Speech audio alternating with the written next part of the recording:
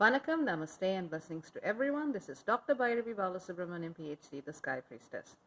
So, couple of important announcements. Pluto has stationed retrograde, and the Sun is currently conjunct Uranus in Taurus. These two alignments basically bring us new waves of energy, or rather they change the way we perceive celestial and cosmic energy as it plays out on the planet. Over the next few months, with Pluto in retrograde in Capricorn, we are going to be forced to look into the depths as to why.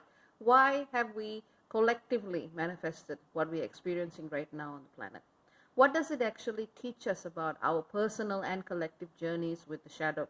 What needs to be changed? What in our foundation of self and our connection to foundation with the planet needs to be tweaked, healed, burned, and rebirthed in whatever way required? So it's going to be a very interesting next couple of months. And, even though a lot of people might be sighing about the Pluto retrograde, it's the kind of energy that I feel actually allows the dust to begin to settle. And only when we allow that to happen can we actually figure out what's going on and allow ourselves to make the alignments necessary. With the Sun conjunct Uranus in Taurus, today is a very powerful day for us to be really listening to different messages that allow us to, again, the key word here is align. Align with the consciousness of spirit, align with the consciousness of the heart of the earth, and align with the consciousness that is coming through us through the channels of the cosmos. So I don't want to spend too long today because I'm quite tired. I've been taking a few days off, resting and working in between, but really pacing myself. But I just did do a 2-hour interview where I talk about all of this and in great depth.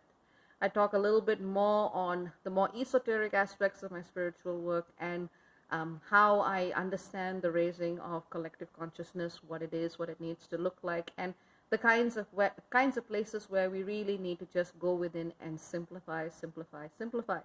There's also a lot of discussion on Dravidian bloodlines and how they connect to different continents, the different messages of indigenous peoples. Believe me, I have not forgotten that.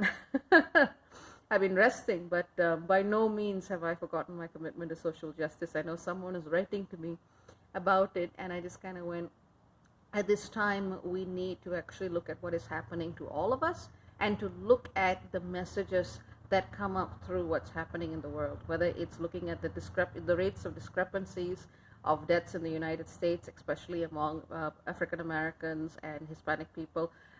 In looking at the ways in which issues of race and religion are coming up through this coronavirus should remind all of us that yes, whilst we need to be united in fighting this battle, we need to understand where systemic disempowerment of people of different backgrounds actually give them less to work with. There's a lot that is coming up with the energies of the now. Let us not just all gloss it over and say that we are all affected equally badly, because we are not.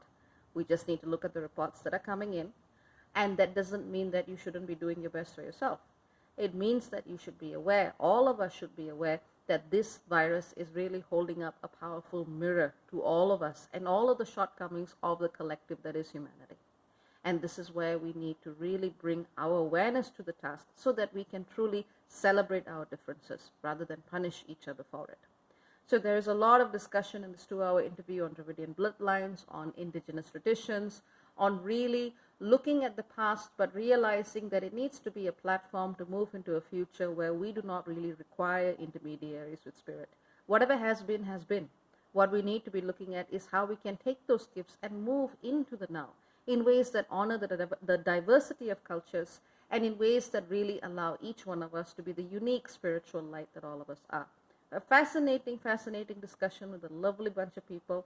Like I said, I'm going to go rest now because it took a lot of energy and people were kind of like getting zonked with the energy of what was being put out there. I also do discuss some of the more esoteric interpretations of the coronavirus and where it's come from, and more importantly, what can we do about it as part of our spiritual practice. So that's about it. Take care. Very many blessings. Remember to click on the link for a very long interview. And yeah, cha-cha for now. Bye-bye.